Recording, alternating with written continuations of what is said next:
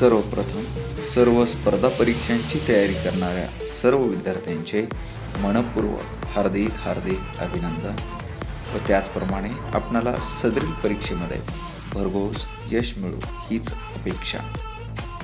सदरील video हा तयारी माध्यमिक शिष्यवृत्ती परीक्षेची, त्याचप्रमाणे NMMS परीक्षा, इयत्ता 8वी व तसेच इतर सर्व स्पर्धा परीक्षांची तयारी करणाऱ्या सर्व विद्यार्थ्यांसाठी उपयुक्त आहे। अशाच प्रकारचे नवनवीन शैक्षणिक व्हिडिओ पाहण्यासाठी आणखीनही जर तुम्ही माझ्या चॅनलला सबस्क्राईब केलेलं नसेल तर या व्हिडिओच्या खाली दिलेल्या लाल सबस्क्राईब या बटनावरती क्लिक करा। दुसरा घटक या ठिकाणी पाहणार आहोत, वर्गीकरण।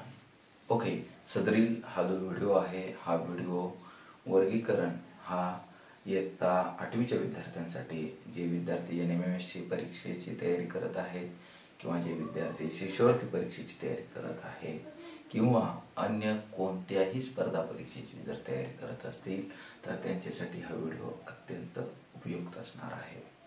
आता हे वर्गीकरण नेमकं काय असणार आहे पहा। ओके, आता वर्गीकरण करत असताना आपल्याला काही गोष्टी या ठिकाणी माहिती असणं गरजेचं आहे। आता हे वर्गीकरण, पहिली बाब, हे जे वर्गीकरण आपण करणार आहोत हे वर्गीकरण पहिलं असेल संख्येच्या बाबतीमध्ये, संख्यांचं वर्गीकरण असेल, त्यानंतर अक्षरांचं वर्गीकरण असेल, म्हणजे जे इंग्रजी अक्षरमाला आहे त्या अक्षरांचं वर्गीकरण असेल, आणि तिसरी गोष्ट म्हणजे जे आपल्या आकृत्या आहेत पहा। ओके, मग ते वेगवेगळ्या प्रकारच्या आकृत्या असतील, त्या आकृतींच्या बाबतीमध्ये सुद्धा हे वर्गीकरण असणार आहे। ओके, आता हे वर्गीकरण सुरुवातीला आपल्याला या तिघांच्या बाबतीमध्ये आहे म्हणून सांगितलं। हे तिघांच्या बाबतीमध्ये जे आहे तर सुरुवातीला आपल्याला कोणाच्या बाबतीमध्ये पाहायचंय, ज्या संख्या आहेत या संख्यांच्या बाबतीमध्ये आपल्याला हे वर्गीकरण करायचं आहे। संख्यांच्या बाबतीमध्ये वर्गीकरण करत असताना आपल्याला एक गोष्ट या ठिकाणी लक्षात ठेवायची आहे की आपण जे वर्गीकरण करणार आहोत हे वर्गीकरण करण्यासाठी काही बेसिक गोष्टी आपल्याला या ठिकाणी माहिती असणं गरजेचं आहे। त्या कोणकोणत्या गोष्टी आहेत ते आज आपण या ठिकाणी सुरुवातीला जाणून घेऊया। तर यामध्ये या ज्या संख्या आहेत तर या संख्यांचे जे प्रकार आहेत हे प्रकार आपल्याला माहिती असणं गरजेचं आहे। सुरुवातीला पहा, याच्यामध्ये समसंख्या। ओके, तर समसंख्या नेमकं कोणाला म्हणतो, कोणकोणत्या समसंख्या असतात, तर याच्यामध्ये आपल्याला एक कन्सेप्ट सांगता येते की समसंख्येच्या बाबतीमध्ये काय सांगू शकतो पहा आपण, समसंख्या। ओके, आपणाला येत असेल तर आपण म्हणायचं सोबत। ओके, कशाला म्हणू शकतो ते आणि कन्फर्म करायचंय की आपण नेमकं समसंख्या कशाला म्हणू शकतो ते। तर यामध्ये पहा 0, 2, 4, 6 किंवा 8। ओके, काय सांगितलेलं आहे पहा, म्हणजे की ज्या संख्येच्या एकक स्थानी 0, 2, 4, 6 किंवा 8 यापैकी जर एखादा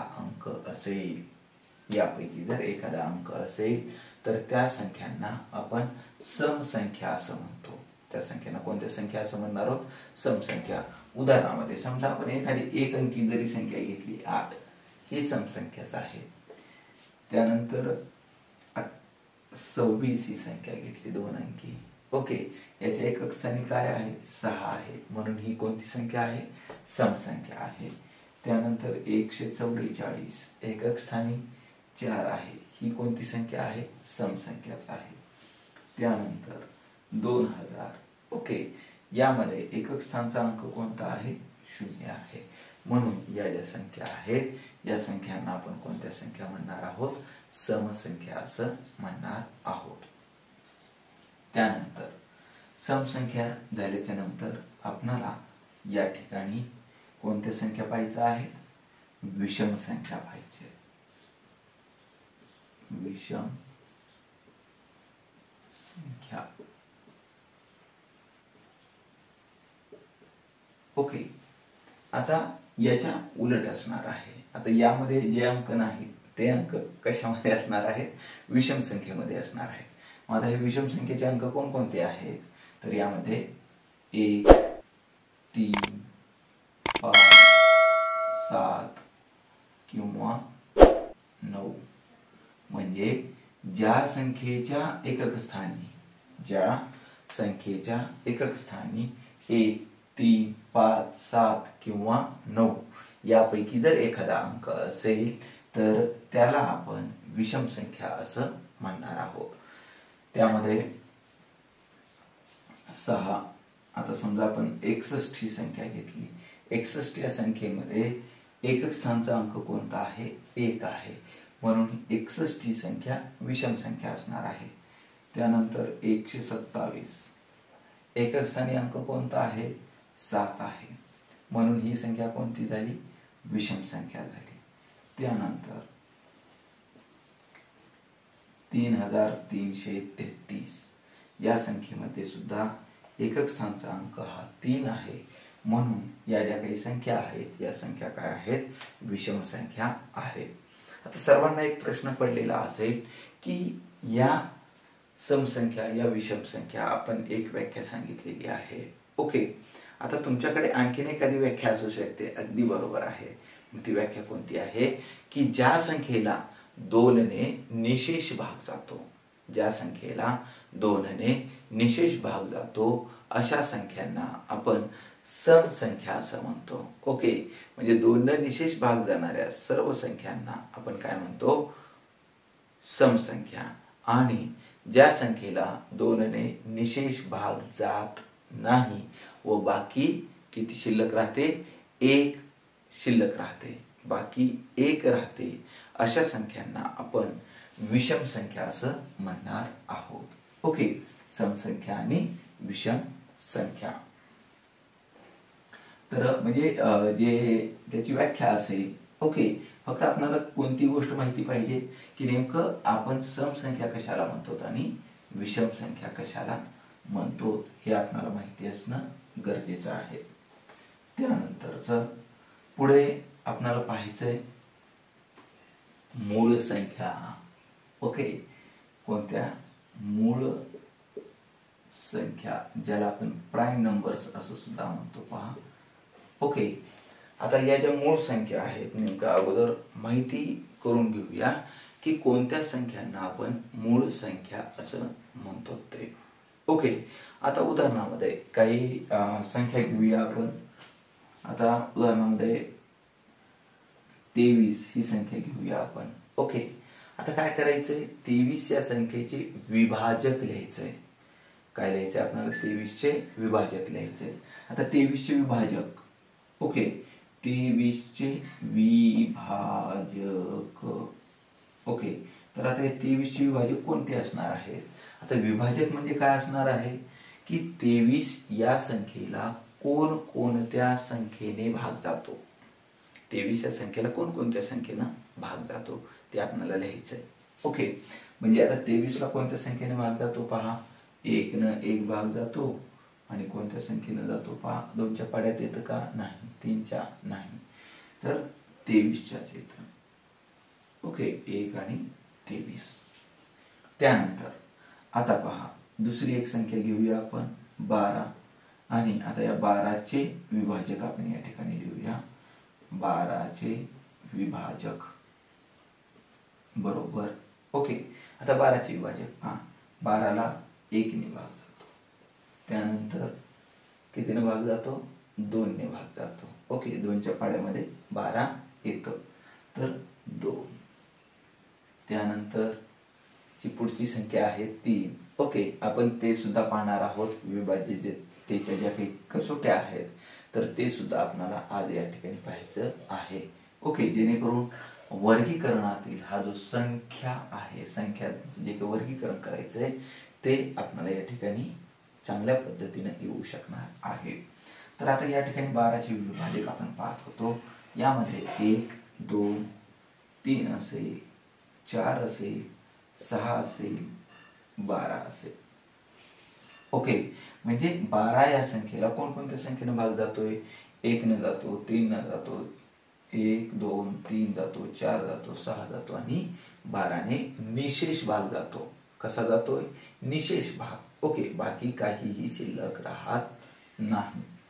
त्यानंतर आणखीन एखादी संख्या घेऊन पाहूया आपण. 11. 11चे विभाजक. 11चे विभाजक बरोबर 1 आणि 11.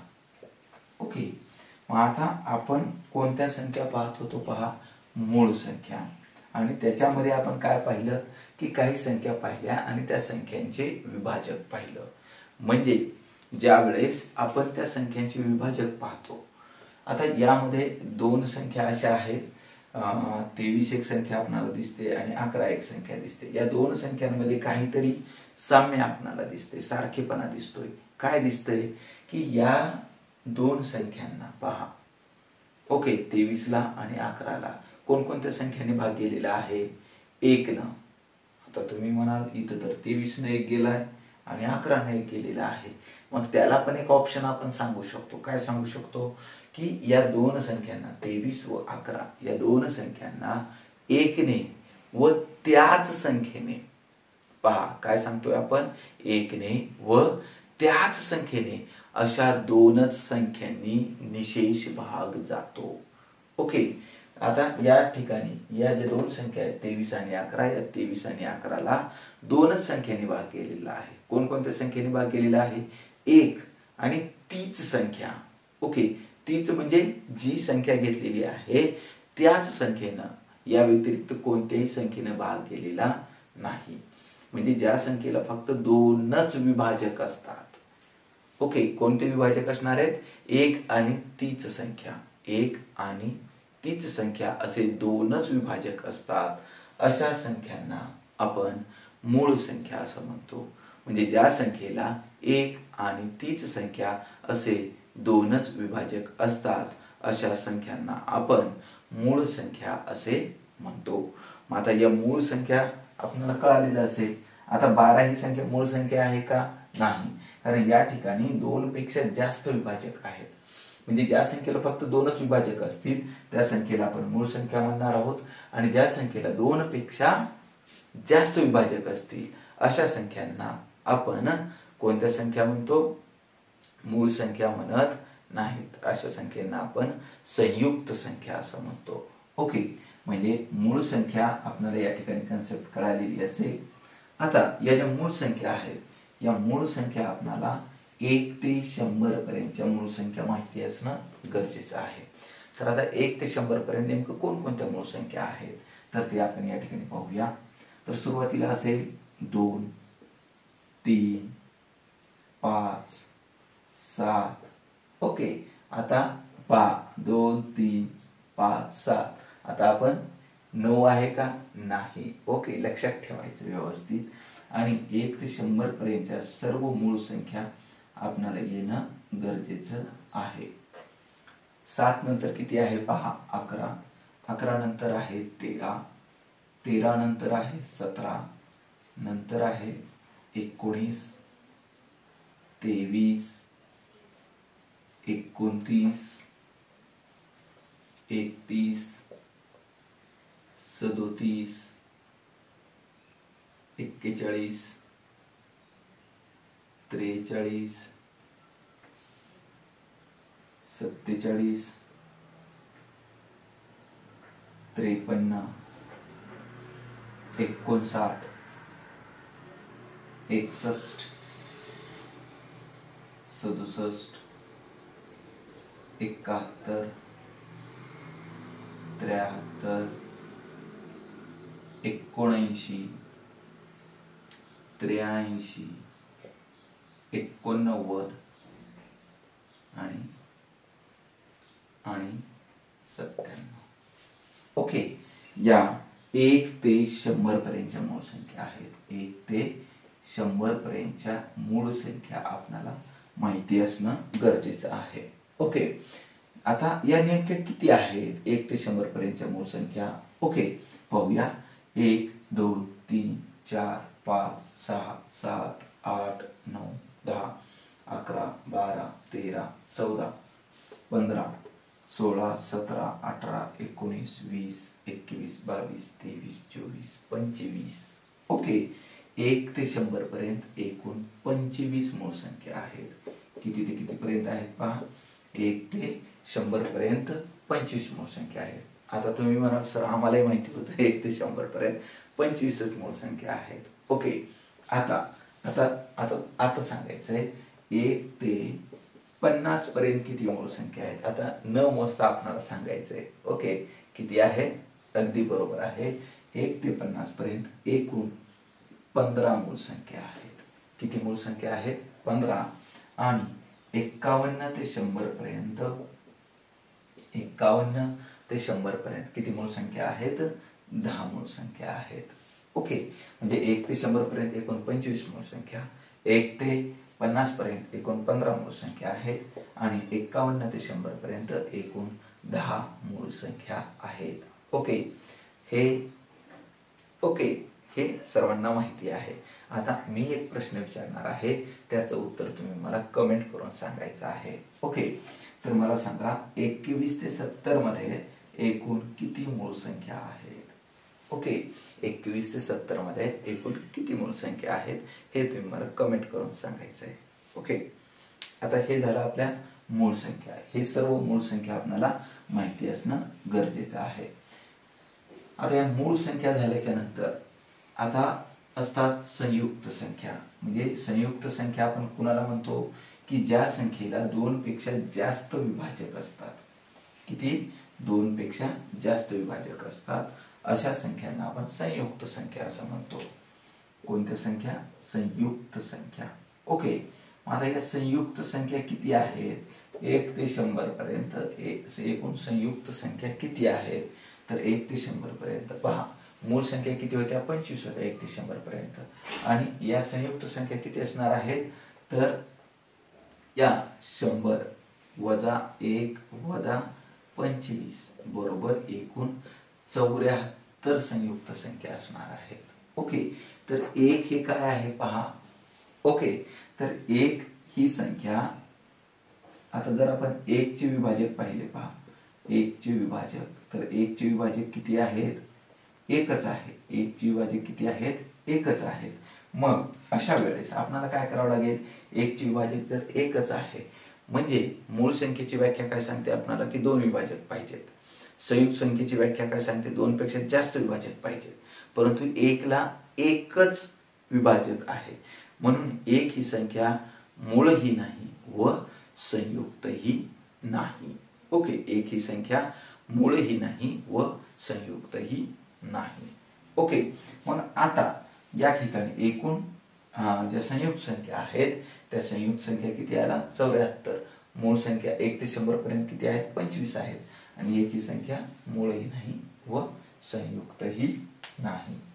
ओके, त्यानंतर आता या मूळ संख्या पाहिल्या, संयुक्त संख्या पाहिल्या, सम संख्या पाहिल्या, विषम संख्या पाहिल्या.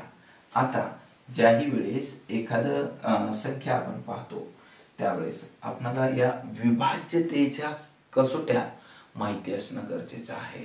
कोणकोणत्या आहेत या विभाज्यतेच्या कसोट्या, नेमका कशासाठी उपयोग केला जातो. आता विभाज्यतेच्या कसोट्या म्हणजे नेमकं काय असणार आहे.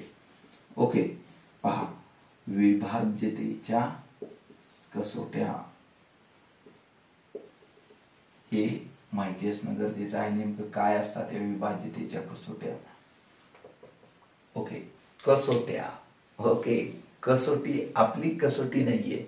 कसोटी न करता म्हणजे प्रयत्न न करता सुद्धा आपण म्हणजे एखाद्या संख्येने निशेष भाग जातो का नाही हे आपण प्रत्यक्ष भागाकार न करता सुद्धा आपण या ठिकाणी सांगू शकतो. याला म्हणतात विभाज्यतेच्या कसोट्या. म्हणजेच काय असणार आहे, ते आपल्यासाठी ट्रिक असणार आहे की म्हणजे ट्रिक्सच्या माध्यमातून आपण एखाद्या संख्येने निशेष भाग जातो का नाही हे आपण सांगू शकतो. यामध्ये सुरुवातीला आपण पाहणार आहोत 2 ची कसोटी, 2 ची विभाज्यतेची कसोटी. ओके, 2 ची विभाज्यतेची कसोटी. आता 2 ची विभाज्यतेची कसोटी काय सांगते आपल्याला पहा की ज्या संख्येच्या एकक स्थानी 0, 2, 4, 6 किंवा 8. ओके, 2ची विभाज्यतेची कसोटी काय सांगत आहे? ज्या संख्येच्या एकक स्थानी 0, 2, 4, 6 किंवा 8 यापैकी जर एखादा अंक असेल तर त्या संख्येला 2 ने निशेष भाग जातो. आता उदाहरणामध्ये जर आपल्याला पाहायचं झालं तर उदाहरणामध्ये काय सांगता येईल? समजा कितीही मोठ्यात मोठी संख्या घ्या. ओके, आता या संख्येला 2 ने निशेष भाग जातो का? कसं ठरवायचं आहे आपल्याला? या संख्येच्या एकक स्थानी काय आहे? 5 आहे. म्हणजे या संख्येला 2 ने निशेष भाग जात नाही. दुसरं एखादं उदाहरण पाहूया आपण. ओके, पहा, कितीही मोठी संख्या असू द्या त्या संख्येला भाग न घालता आपण डायरेक्ट सांगू शकतो की या संख्येला निशेष भाग जातो का नाही. तर या संख्येला पहा, एकक स्थानी काय आहे? 4 आहे. म्हणून या संख्येला 2 ने निशेष भाग जातो. ओके, त्यानंतरची पुढची कसोटी आपल्याला पाहायचं आहे 3ची विभाज्यतेची कसोटी. कितीची पाहायचे? पहा, 3ची विभाज्यतेची कसोटी आपल्याला या ठिकाणी पाहायचं आहे. काय सांगते 3ची विभाज्यतेची कसोटी? समजा एखादा अंक दिलेला आहे, आपल्याला एखादी संख्या दिलेली आहे, ही संख्या दिलेली आहे. ओके, आता आपल्याला ठरवायचं आहे की या संख्येला 3 ने निशेष भाग जातो का नाही. तर आता 3ची विभाज्यतेची कसोटी काय सांगते की दिलेल्या संख्येत कोणती संख्या दिलेली आहे? 6745 ही संख्या दिलेली आहे आपल्याला. तर 6745 या संख्येतील सर्व अंकांची बेरीज, म्हणजे आता या 6745 मध्ये कोणकोणते अंक आहेत? 6 आहे, 7 आहे, 4 आहे आणि 5 आहे. तर या सर्व अंकांची बेरीज, या सर्व अंकांच्या बेरजेला जर 3 ने निशेष भाग जात असेल, पहा आता जो काही अंक दिलेला असेल या अंकातील सर्व, म्हणजे जे काही संख्या दिलेली असेल त्या संख्येतील सर्व अंकांच्या बेरजेला जर 3 ने निशेष भाग जात असेल तर त्या संख्येला सुद्धा 3 ने निशेष भाग जातो. तर आता हा अंक घेतलेला आहे आपण, या संख्येतील अंकांच्या बेरजेला अंकांची बेरीज करूया. पहा, 6 आणि 7 13, 13 आणि 4 17, 17 आणि 5 22. ओके, तर 22 ला 3 ने निशेष भाग जातो का? नाही जात. म्हणजेच या संख्येला सुद्धा 3 ने निशेष भाग जात नाही. ओके, आता दुसरी एखादी मोठी संख्या आपण अशाच पद्धतीने घेऊन पाहूया. पहा, ओके, आणि या संख्येला 3 ने निशेष भाग जातोय का ते आपल्याला ठरवायचं आहे. कोणती संख्या दिलेली आहे? पहा, 7,46,053 मोठी संख्या आहे. ओके, आणि या संख्येला 3 ने निशेष भाग जातो का नाही हे आपल्याला पाहायचं आहे. मग काय करावं लागेल? पहा, 7 अधिक 4 अधिक 6 अधिक 0 अधिक 5 अधिक 3. ओके, बरोबर. काय करायचंय? तर यांची बेरीज करावी लागेल. सुरुवातीला पहा, 7 अधिक 4 11, 11 अधिक 6 17, 17 अधिक 0 17, 17 आणि 5 22, 22 अधिक 3 बरोबर 25. तर 25 या संख्येला सुद्धा 3 ने निशेष भाग जात नाही. म्हणून या संख्येला सुद्धा 3 ने निशेष भाग जात नाही. ओके, आता भाग जाणारी एखादी संख्या आहेच का नाही? ओके, तर एखादी संख्या आपण या ठिकाणी भाग जाणारी संख्या या ठिकाणी पाहूया की त्या संख्येला 3 ने निशेष भाग जातो का नाही ते. ओके,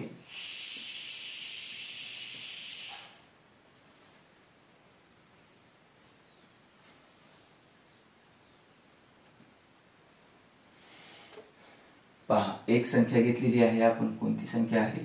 4,35,651. आता या संख्येतील अंकांची बेरीज करून पाहूया. पहा, 4 अधिक 3 अधिक 5 अधिक 6 अधिक 5 अधिक 1. ओके, या अंकांची बेरीज किती येते ते पाहूया. 4 अधिक 3 7, 7 आणि 5 12, 12 आणि 6 18, 18 आणि 5 23, 23 आणि 1 24. तर 24 या संख्येला कितीने भाग जातो? पहा, 3 ने निशेष भाग जातो. म्हणून याही संख्येला, म्हणजे कोणत्या संख्येला? 4,35,651 या संख्येला सुद्धा कितीने निशेष भाग जातो? 3 ने निशेष भाग जातो. ओके, यानंतर पुढे पाहायचंय आपल्याला 3 ची कसोटी झाल्याच्या नंतर आपल्याला या ठिकाणी 4 ची विभाज्यतेची कसोटी पाहायची. पहा, 4 ची विभाज्यतेची कसोटी.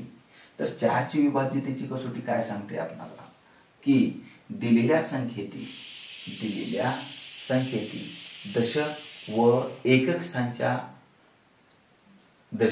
व एकक स्थानामुळे तयार होणाऱ्या संख्येला जर 4 ने निशेष भाग जात असेल तर त्या संख्येला सुद्धा 4 ने निशेष भाग जातो. काय सांगितलेलं आहे आपल्याला? एखादी संख्या दिलेली आहे. ओके, कोणती का संख्या असेल? ओके, दिलेल्या संख्येतील दशक स्थान व एकक स्थान.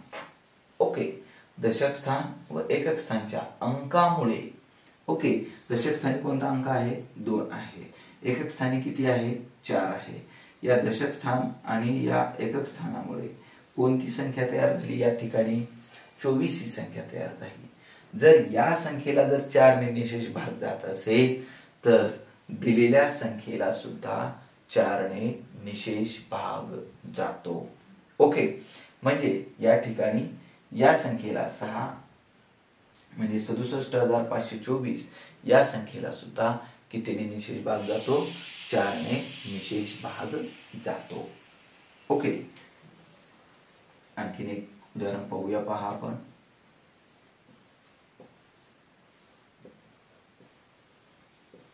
मोठी संख्या घेतलेली आहे आपण. ओके, 48,20,432. ओके, तर या संख्येतील दशक स्थानचा अंक कोणता आहे? 3 आहे. एकक स्थानचा अंक कोणता आहे? 2 आहे. दशक व एकक मुळे तयार होणारी संख्या कोणती आहे? 32 आहे. 32 या संख्येला 4 ने निशेष भाग जातो, म्हणून या संख्येला सुद्धा 4 ने निशेष भाग जातो. त्यानंतरची पुढची कसोटी पाहूया आपण. 5. ओके ओके ओके ओके, आणखीन एक आहे 4 ची कसोटी.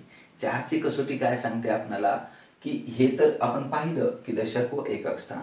ओके, त्याचप्रमाणे आणखीन एक कसोटी काय सांगते की दशक स्थान व एकक स्थानी जर 0 असेल, दशक स्थानी व एकक स्थानी जर 0 असेल तर त्या संख्येला 4 ने निशेष भाग जातो. उदाहरणामध्ये 500 असेल, या संख्येला 4 ने निशेष भाग जातो. 1,500 असेल, 4 ने निशेष भाग जातो. 4,500 असेल, 4 ने निशेष भाग जातो. कळालेलं आहे? म्हणजे दशक स्थानी व एकक स्थानी जर 0 असेल तर त्या संख्येला 4 ने निशेष भाग जातो. त्यानंतर पुढचं 5 ची विभाज्यतेची कसोटी पाहायची आपल्याला. 5 ची विभाज्यतेची कसोटी. ओके, 5 ची विभाज्यतेची कसोटी काय सांगते की ज्या संख्येच्या एकक स्थानी 0 किंवा 5 यापैकी जर एखादा अंक येत असेल, ज्या संख्येच्या एकक स्थानी 0 किंवा 5 हा जर अंक येत असेल तर त्या संख्येला 5 ने निशेष भाग जातो. ओके, आता ज्या काही आपण कसोट्या पाहणार आहोत त्या कसोट्यांपैकी सर्वात सोपी कसोटी आपल्याला कोणती वाटली हेही तुम्ही मला कमेंट करून सांगायचंय. ओके, सर्वात सोपी. ओके, आता ही 5 ची कसोटी झाली. आता त्याचं उदाहरण सुद्धा पाहूया आपण.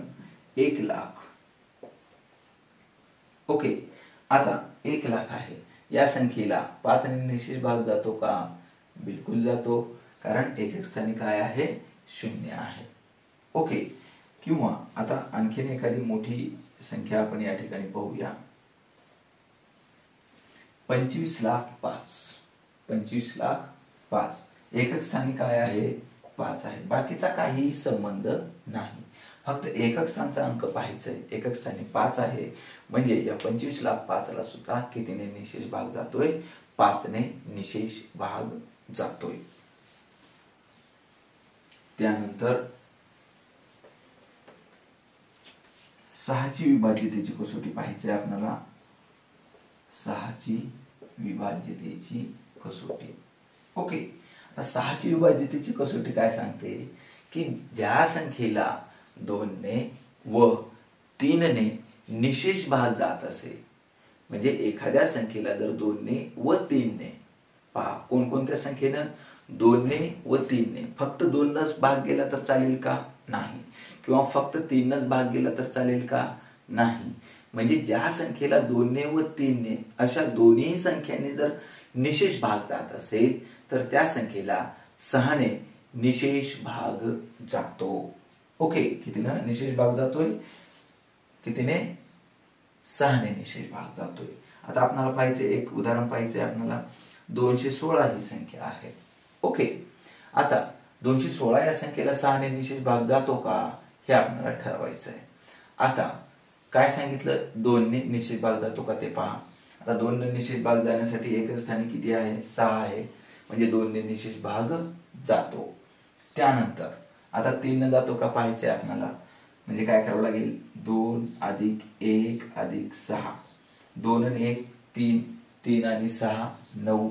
म्हणजे या ठिकाणी काय होईल की 9 हे जे काही बेरीज आलेली आहे, 9ला 3ने निशेष भाग जातो. म्हणजे 216 या संख्येला 2ने आणि 3ने म्हणजे निशेष भाग केलेला आहे. म्हणजेच या संख्येला सुद्धा 6ने निशेष भाग जातो. कोणत्या संख्येला? 216ला 6ने निशेष भाग जातो. समजा जर आपण या ठिकाणी दुसरं जर एखादं उदाहरण घेतलं, या ठिकाणी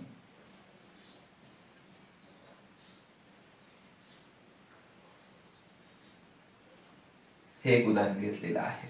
ओके, आता या संख्येला 2ने निशेष भाग जातो का? तर या संख्येला 2ने निशेष भाग जात नाही, कारण एकक स्थानी 5 आहे. आता अंकांची बेरीज करून पाहूया आपण. ओके, 1 अधिक 7 अधिक 2 अधिक 4 अधिक 5 बरोबर 1 आणि 7 8, 8 आणि 2 10, 10 आणि 4 14, 14 आणि 5 19. तर या संख्येतील जे अंकांची बेरीज आहे ती अंकांची बेरीज किती आलेली आहे? 19. आणि 19 या संख्येला 3ने निशेष भाग जात नाही. ओके, म्हणजे आता या ठिकाणी दोघांनी पण भाग गेलेला नाही, 2न पण गेला नाही आणि 3न पण गेलेला नाही. म्हणजे या संख्येला 6ने निशेष भाग जात नाही. आता यामध्ये काय करायचंय आपल्याला? समजा आपण ही संख्या पाहिली, मग आता आपल्याला या ठिकाणी काय कळालेलं की 2ने निशेष भाग जात नाही. जर 2न निशेष भाग जात नसेल, कोणत्याही एका संख्येला जर आपण अगोदर पाहिलं, समजा 2न पाहिलं भाग गेला नाही, तर ही या संख्येला 6ने निशेष भाग जात नाही. किंवा जर समजा आपण अगोदर 3न पाहिलं आणि त्या संख्येला जर 3ने निशेष भाग गेलेला नसेल, तरी पण म्हणजे पुढचं 2न जातो का नाही हे पाहायची गरज नाही. म्हणजे कोणत्याही एका संख्येला जर भाग गेलेला नसेल तर त्या संख्येला 6ने निशेष भाग जात नाही. हे आपण या ठिकाणी लक्षात ठेवलं पाहिजे. ओके, आता सर्वात महत्वाची कसोटी आपण पाहणार आहोत. 5 6 नंतर आहे 7ची विभाज्यतेची कसोटी. कितीची आहे पहा? 7ची विभाज्यतेची कसोटी आपल्याला या ठिकाणी पाहायचं आहे. ओके, आता 7ची विभाज्यतेची कसोटी आपल्याला कुठेही पाहायला भेटणार नाही. ओके, पण आता ही 7ची विभाज्यतेची कसोटी आपल्याला या ठिकाणी लक्षात ठेवायचं आहे. समजा एखादा अंक दिलेला आहे. ओके, समजा आपल्याला 336 ही संख्या दिलेली आहे. किती दिलेली आहे? 336 ही संख्या दिलेली आहे आणि आपल्याला विचारलेलं आहे की या संख्येला 7ने निशेष भाग जातो का नाही हे आपल्याला ठरवायचं आहे.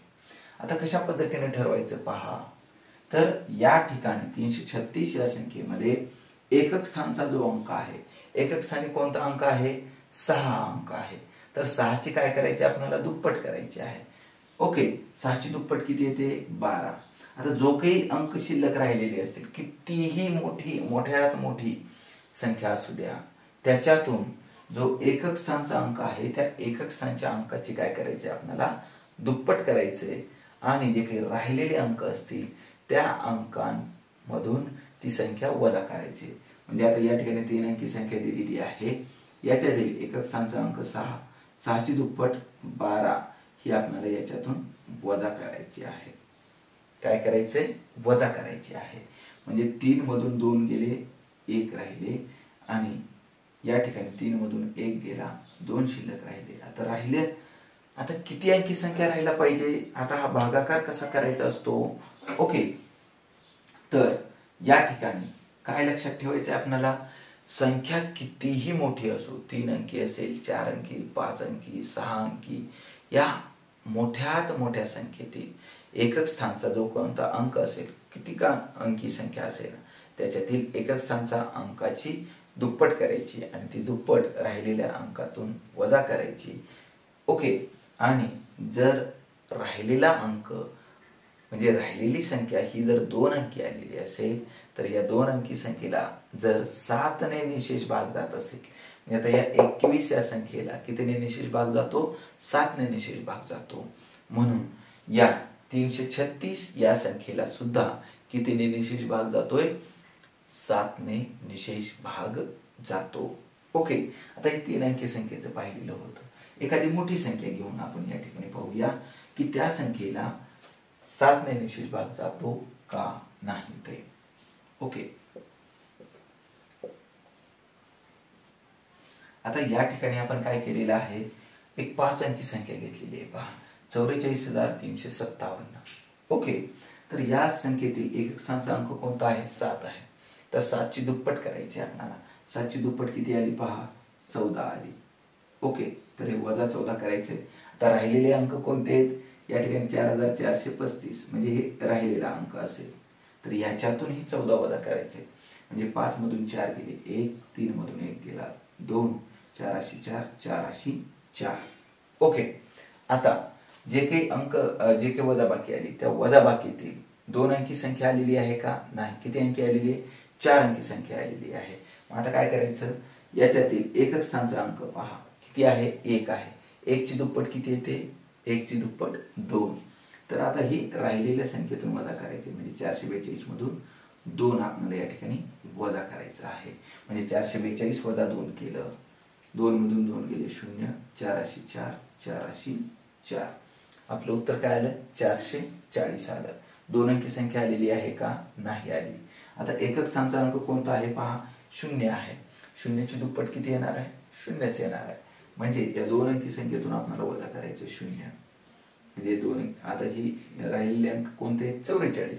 44 मधून 0 वजा केले तर उत्तर आलं आपलं 44. 44 ही किती अंकी संख्या आहे? 2 अंकी संख्या आहे.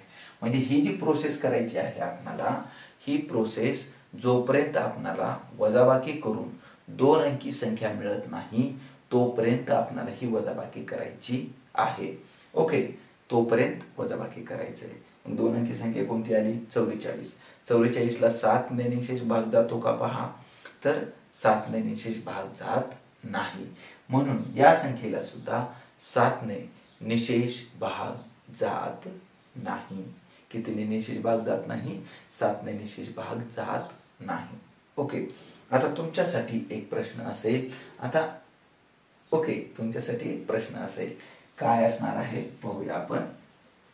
आता तुम्ही करून पाहायचंय की या संख्येला निशेष भाग जातो का नाही ते. ओके, 56,357.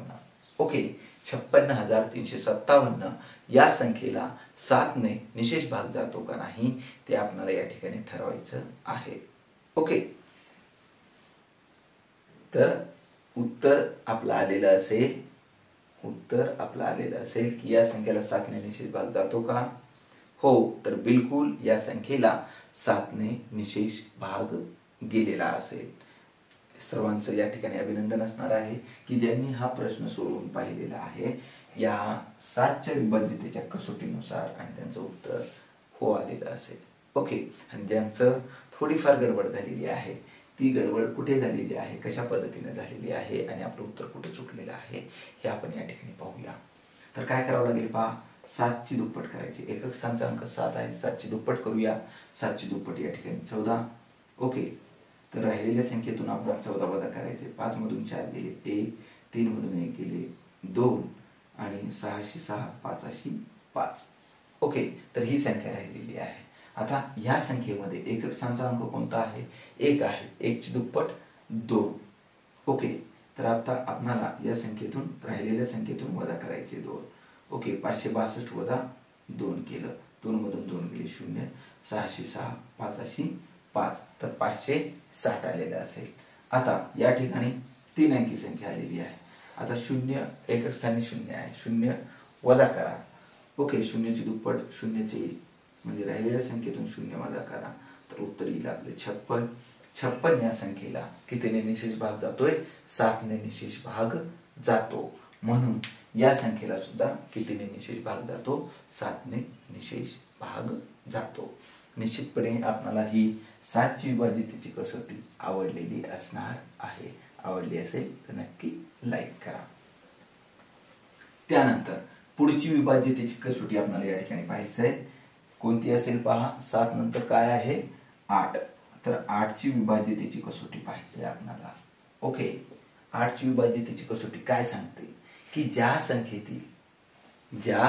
संख्येतील कोणती कोणती कोणती कोणती कोणती अगदी बरोबर आहे. ज्या संख्येतील शतक, दशक व एकक, पहा, शतक, दशक व एकक, ज्या संख्येतील शतक, दशक व एकक स्थानच्या अंकामुळे तयार होणाऱ्या संख्येला जर 8 ने निशेष भाग जात असेल तर त्या संख्येला सुद्धा 8 ने निशेष भाग जातो. ओके, म्हणजे एखादी संख्या दिलेली असेल, समजा आपण कितीही मोठी संख्या असू द्या.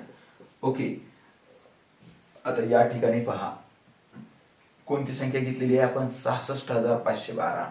ओके, आता या संख्येला 8 ने निशेष भाग जातो का नाही ते आपल्याला पाहायचंय. तर काय सांगते विभाज्यतेची कसोटी की या संख्येतील शतक स्थानचा अंक कोणता आहे? 5 आहे. दशक स्थानचा कोणता आहे? 1 आहे. एकक स्थानचा कोणता आहे? 2 आहे. म्हणजेच या ठिकाणी तयार झालेली संख्या कोणती आहे? 512 आहे. मग 512 ला 8 ने निशेष भाग जातो का? ओके, तर या ठिकाणी जर आपण पाहिलं 8 संग 48, शिल्लक राहिले 3, 2 घेतले, वरचे 2 खाली घेतले, 32 झालं. 8 चोक 32, म्हणजे 512 या संख्येला 8 ने निशेष भाग जातो. म्हणजे या संख्येला जर 8 ने निशेष भाग जात असेल तर या संख्येला सुद्धा म्हणजे 66,512 या संख्येला सुद्धा 8 ने निशेष भाग जातो. 8 ने निशेष भाग जातो. ओके, तर ही एक विभाज्यतेची कसोटी आहे 8 ची. यामध्ये काय सांगितलं? शतक, दशक व एकक स्थानामुळे, आणि जर त्याला जर भाग जात नसेल तर त्या संख्येला सुद्धा 8 ने निशेष भाग जात नाही. ओके, आणि आणखीन एक आहे 8 ची कसोटी की समजा एखादी संख्या दिलेली असेल आपल्याला. काय दिलेली आहे पहा? 66,000. ओके, तर या संख्येतील शतक, दशक व एकक स्थानी, शतक, दशक व एकक स्थानी जर 0 हा अंक असेल, कोणता अंक असेल? 0 हा जर अंक असेल तर त्या संख्येला 8 ने निशेष भाग जातो. ओके, मग ती कोणती का संख्या असेल ना, त्या संख्येतील शतक, दशक व एकक स्थानी जर 0 हा अंक असेल तर त्या संख्येला कितीने निशेष भाग जातो? 8 ने निशेष भाग जातो. ओके, त्यानंतरची पुढची कसोटी आपल्याला या ठिकाणी पाहायचंय 9 ची कसोटी पाहायचंय आपल्याला आता. ओके, 9 ची कसोटी पाहूया. काय सांगते 9 ची कसोटी? ज्या पद्धतीने आपण 3 ची कसोटी पाहिलेली होती सेम त्याच पद्धतीने आपल्याला 9 ची कसोटी असणार आहे. 9 ची विभाज्यतेची कसोटी. 3 ची विभाज्यतेची कसोटी काय सांगत होती की ज्या संख्येतील सर्व अंकांच्या बेरजेला, ओके, एखादी संख्या दिलेली असेल त्या संख्येतील सर्व अंकांच्या बेरजेला जर 3 ने निशेष भाग जात असेल तर त्या संख्येला सुद्धा कितीने निशेष भाग जात होता? 3 ने. तसंच सेम, फक्त 3 च्या जागी काय करायचंय? 9 करायचंय आपल्याला. ओके, म्हणजे दिलेल्या संख्येतील सर्व अंकांच्या बेरजेला, दिलेल्या संख्येतील सर्व अंकांच्या बेरजेला जर 9 ने निशेष भाग जात असेल तर त्या संख्येला सुद्धा 9 ने निशेष भाग जातो. म्हणजे काय करावं लागेल पहा. 9 ची एखादे उदाहरण आपण या ठिकाणी पाहूया. ही संख्या दिलेली आहे आणि या संख्येला 9 ने निशेष भाग जातो का नाही हे आपल्याला ठरवायचं आहे. म्हणजे काय करावं लागेल, या संख्येतील सर्व अंकांची बेरीज करावी लागेल. म्हणजे या ठिकाणी पहा 6 अधिक 6 अधिक 3 अधिक 4 अधिक 7 अधिक 8 या सर्व अंकांची आपल्याला बेरीज करायची आहे. म्हणजे काय करावं लागेल, 6 अधिक 6 12, 12 आणि 3 15, 15 आणि 4 19, 19 आणि 7 26, 26 आणि 8 34. ओके, तर 9 ने निशेष भाग जातो का 34 ला? नाही. म्हणजे या संख्येला सुद्धा 9 ने निशेष भाग जात नाही. ओके, आता समजा दुसरी एखादी संख्या घेतली आपण. ओके, काय केलं, 26 लाख 63,478. काय केलं, 26,63,478 या संख्येला 9 ने निशेष भाग जातो का? ओके, तर काय आहे, तर काय करायचं आहे, आपल्याला +2 करायचं आहे आणखी. ओके, पहा सेम 2 अधिक 6 अधिक 6 अधिक 3 अधिक 4 अधिक 7 अधिक 8. आता यांची बेरीज करून पाहूया. पहा 2 आणि 6 8, 8 आणि 6 14, 14 आणि 3 17, 17 आणि 4 21, 21 अधिक 7 28, 28 आणि 8 36.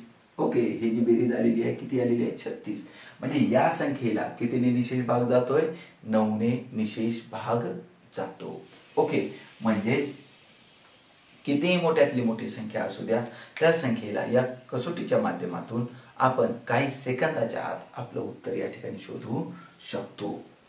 त्यानंतरची आहे विभाज्यतेची कसोटी, ती म्हणजे 10ची. खूप अवघड आहे. ओके, 10ची विभाज्यतेची कसोटी. ओके, आपल्याला मी सांगितलंय की काय करायचंय आपल्याला, की आतापर्यंत जे काही आपण विभाज्यतेच्या कसोट्या पाहणार आहोत त्यापैकी सर्वात सोपी विभाज्यतेची कसोटी आपल्याला कोणती वाटली ते तुम्ही मला कमेंट करून सांगायचंय. ओके, तर 10ची विभाज्यतेची कसोटी काय सांगते, की ज्या संख्येच्या एकक स्थानी 0 हा अंक असेल, कोणता अंक असेल, 0 हा अंक असेल, त्या सर्व संख्यांना 10 ने निशेष भाग जातो. उदाहरणामध्ये 50 ही संख्या घेतली आपण, एकक स्थानी 0 आहे, या संख्येला 10 ने निशेष भाग जातो. दुसरी संख्या घेऊया 650. ओके, एकक स्थानी 0 आहे, म्हणजे या संख्येला सुद्धा कितीने निशेष भाग जातोय, 10 ने निशेष भाग जातो. ओके, त्यानंतर पुढे पाहायचंय आपल्याला 11ची विभाज्यतेची कसोटी. 11ची विभाज्यतेची कसोटी. तर 11ची विभाज्यतेची कसोटी काय सांगते पहा. एखादी संख्या दिलेली आहे आपल्याला. ओके, 121. एक उदाहरणादाखल आपण एक संख्या घेतलेली आहे. या संख्येतील एकाआड एक येणाऱ्या संख्यांची बेरीज.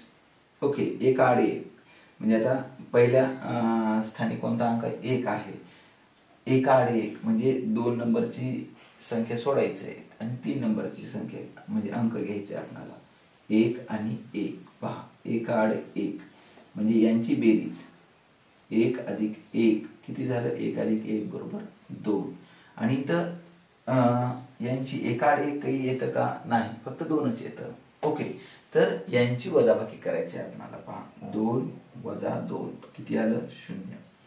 हे जर वजाबाकी 0 किंवा 11च्या पटीत येत असेल, 0 किंवा 11च्या जर पटीत येत असेल तर या संख्येला 11 ने निशेष भाग जातो.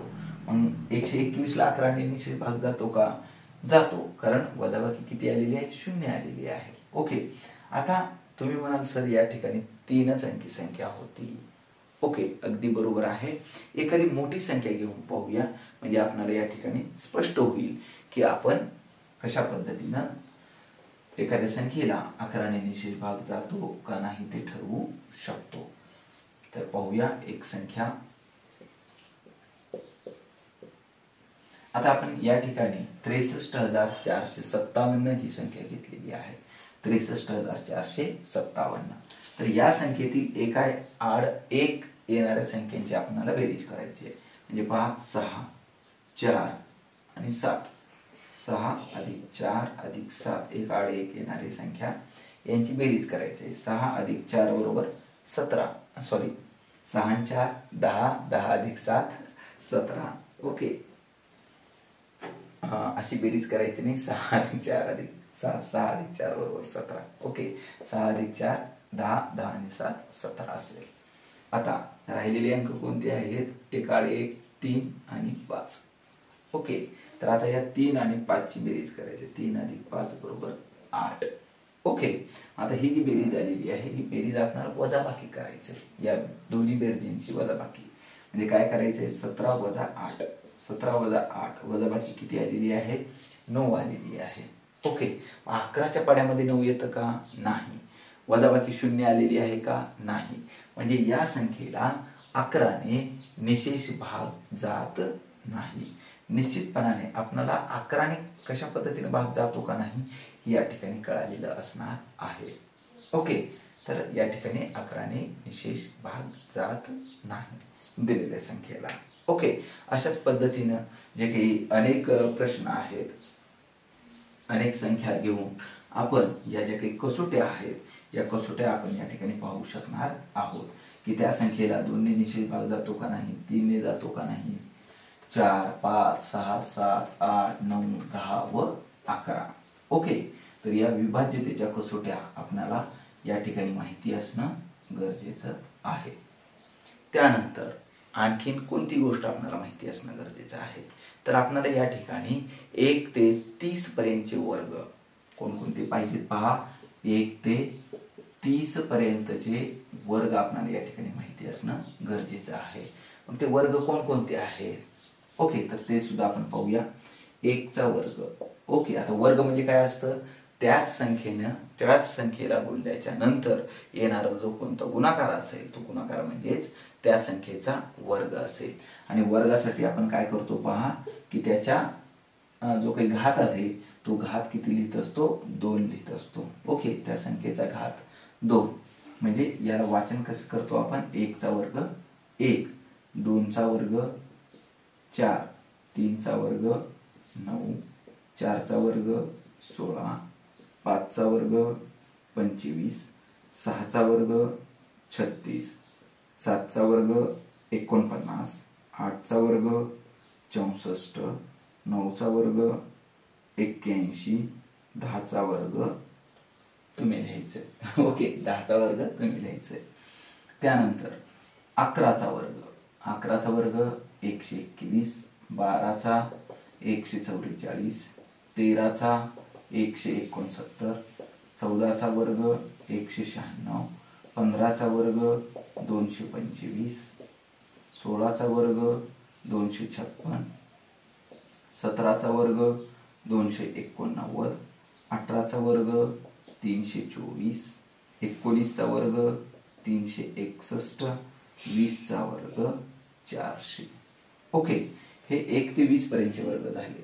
त्यानंतर 21 ते 30.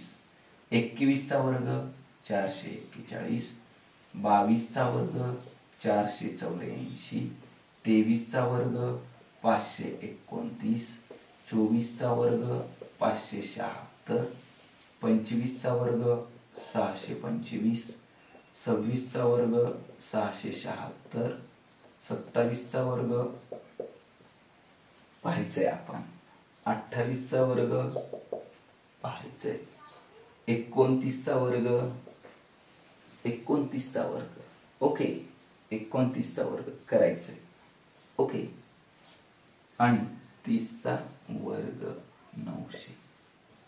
ओके, एखाद्या संख्येचा वर्ग कसा करायचा असतो? ओके, तर या संबंधी सुद्धा आपण एक व्हिडिओ केलेला आहे. ओके, की कोणत्याही संख्येचा वर्ग आपण काही सेकंदाच्या आत या ठिकाणी करू शकतो. ओके, आता या ठिकाणी आपण काही वर्ग खास आपल्यासाठी दिलेले आहेत. ओके, जर तुम्ही व्हिडिओ पाहिलेला नसेल की कोणत्याही संख्येचा वर्ग आपण कसा करू शकतो तर त्याची लिंक मी व्हिडिओच्या डिस्क्रिप्शन बॉक्समध्ये देईल. त्याचप्रमाणे शेवटी पण असेल तर त्यावरून तुम्ही तो व्हिडिओ पाहायचा आहे की कोणत्याही संख्येचा वर्ग आपण कशा पद्धतीने करू शकतो ते.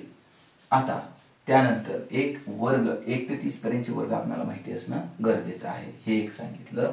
आणि 1 ते 10 पर्यंतच्या संख्येचे घन. ओके, किती पर्यंतचे? 1 ते 10 पर्यंतच्या संख्यांचे घन सुद्धा आपल्याला पाठ असणं गरजेचं आहे. तर 1 चा घन 1 असेल, 2 चा घन 8 असेल, 3 चा घन 27, 4 चा घन